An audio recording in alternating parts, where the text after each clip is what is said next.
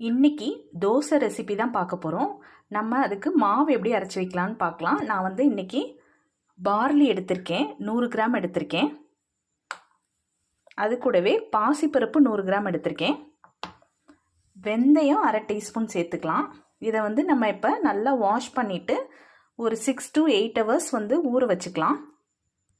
6 மணி நேரம் ஊற வச்ச பார்லி பாசிப்பருப்பை நான் ஒரு மிக்சர் ஜாருக்கு மாற்றிருக்கேன். இது மிக்சிலே அரைச்சிக்கலாம் நம்ம, ஏன்னா கொஞ்சமாக தான் ஊற வச்சுருக்கேன். அது கூடவே தேவைக்கேற்ப கல் உப்பு, 3 வரமிளகா, 1 டீஸ்பூன் ஜீரகம் சேர்த்துருக்கேன். இப்போ நம்ம இதை அரைச்சி எடுத்துக்கலாம். மாவு நல்லா சாஃப்டாக அரைச்சி வச்சாச்சு. இப்போ ஒரு 4 மணி நேரமாவது மாவு நல்லா புளிக்கணும், அப்போ தான் தோசைக்கு நல்லாயிருக்கும். நம்ம ஒரு மூடி போட்டு மூடி வச்சிடலாம். மாவு புளிச்சோன்னு நம்ம ஊற்றலாம்.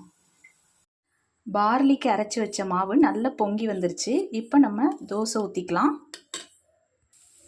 தோசை நல்லா வெந்துருச்சு, கிறிஸ்பியாக வரும். நம்ம திருப்பி போட்டுக்கலாம், எடுத்துடலாம்.